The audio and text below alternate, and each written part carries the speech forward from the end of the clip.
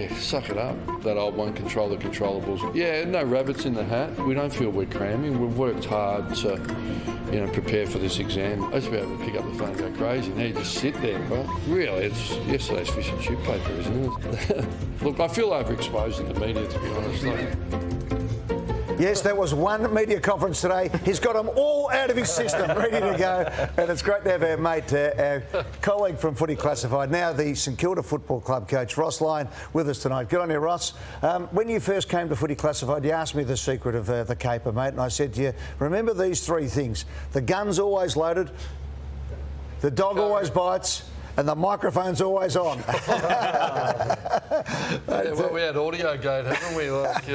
Gee whiz, that's, I had a sleepless 8 hours. I realised on the Sunday, so our IT person realised on the Saturday and changed it. And then I was listening to the game. I could hear the commentators. I heard so I sent a text. He goes, "Can I ring you?" And I was like, and then I watched the rest of the game. But look, Cuddly Ross was in vogue, and That's it. I was next to Boris Enright, who's very calm and halves. So, look, got on the front foot. I didn't want my players surprised on the front page of the Herald Sun, to be truthful. So I said there was no apology and no force. But I just went in. I said, look, you need to know there's been an error.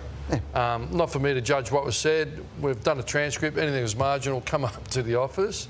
It was a handful of players, and a few of them giggled and wondered out. But they really appreciated the honesty, and the percentages were wasn't going to get out, but I couldn't take that risk psychologically. I needed to protect the player group. So, look, I said today, I don't think it's over. Who knows? Someone could be sitting on it. So, and Funny you should mention that, Ross.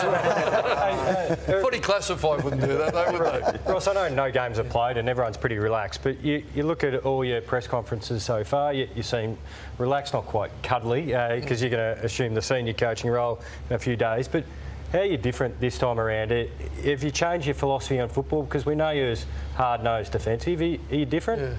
Well, if you want to get to the mechanics, yeah, certainly, the game, the design of the game, in particular stand rule, has allowed offence to come back. So I want to take advantage of that. And when I was in the media, I felt for 12 months teams weren't taking advantage of that. And that's an emphasis, and we're seeing that in nearly all teams, not all. But really for my demeanour, I think behind closed doors, I was always had this element to me with my players, but there was a clear divide. So look, my time in the media sort of allowed me to understand it more, build some relationships, to be truthful.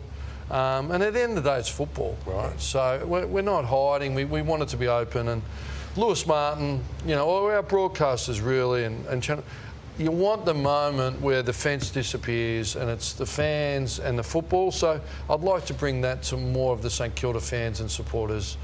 Like it's one, the Ginnivan moment and those sort of things. So there's no doubt I've got a different lens, and I see it as a privilege. And, like I'm 56 now, and I never knew what I was doing. I feel like, even with all the injuries we had some bad news today, but I feel like I'm handling it okay. So tell us about the bad news. Well, Max King, who had been progressing, and the plan is round 7 or thereabouts. And that's from a shoulder problem.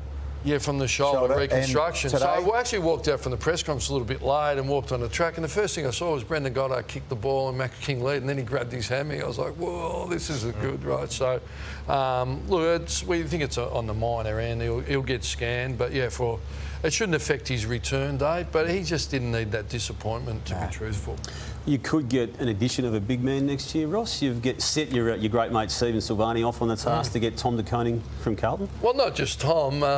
It'd be fair to say I think we haven't been a destination club for whatever reason, and some doors were shut. So it's a quite powerful duo with deep-seated roots in the AFL and network. You've got Gubby and you've got Sauce. Two of, and I say this in the nicest term, the shiftiest blokes in the history of football, right? The best. They are the best. Well, Carlton and Collingwood, what a surprise. So, do you like Tom De Koning yourself? Look, I've always liked him, and the good clubs and the great clubs run parallel. They're day-to-day football, focused on winning, and I think Geelong has shown a great capacity to run parallel in the background and land players that you need to build out your capability. So you need a ruckman, don't you? Or a big one? We need look, I'm really pleased with what we got. We need to find out. But clearly we paid the same amount of money as Geelong did last year, and they won a flag and won 16 in a row. So we need to add some capability, and we've got a lot of running players, and we do like it. So I wouldn't specifically say him. If Soft's has got the door open, well, I'd be surprised if they've met in person, I would say. Well, that. the best Silvani recruiter for you at the moment is Jack Silvani. That's a great story, isn't it? Did you hear that? Yeah. So Well, actually, tell us that one. Jack texted me, "You've thrown me under the bus," and He's got his 100th game well, celebration. it's true. It was a. Scratch Caminiti match. was playing a scratch match, and Wiedering, who we all love, the biggest thighs in the AFL, Jack came home and said, "Dad, geez, this kid Caminiti today on Wiedering," and he forgot that Sauce was now working for the Saints. So, as it is, he saw the angle and picked up and got the player manager, Tom Petroro, and we got him down to training, and away he went. Hey Ross, can I ask you, I know you've been asked a bit about it today, the injuries at St Kilda. Yeah. Will you have to play a little bit differently early on? Can you change the way you play just to cover for injuries, or you've got a certain style and you just have to play to that? Players want clarity, and they want. If we come with a late change, so there's not many soft tissue in there. There's a few legacy issues, in particular like Mackenzie with his cup. No, we'll play the same way. Yeah. Where we can really run, and I can guarantee the Saints fans that 22 that run out will have all virtually not missed a session throughout pre-season. So that's. We're not playing an underdone team. We'll be flint hard and ready to go. Strangely, does that help you find out? You mentioned the word find out regarding your list and what you want to do. The Saints weren't very active in trade and free agency. No.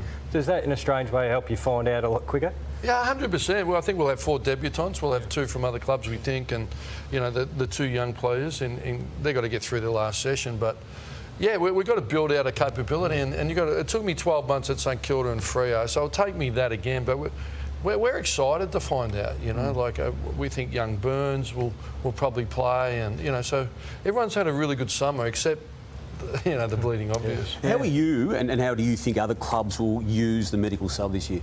Yeah, I got asked it in my presser. I've been trying to catch up with everything. It'll be more tactical, I think. Look, in the past, I've been known to, if someone annoyed me, pull the trigger pretty quick. I think I subbed out a player down in Tassie Q1. So.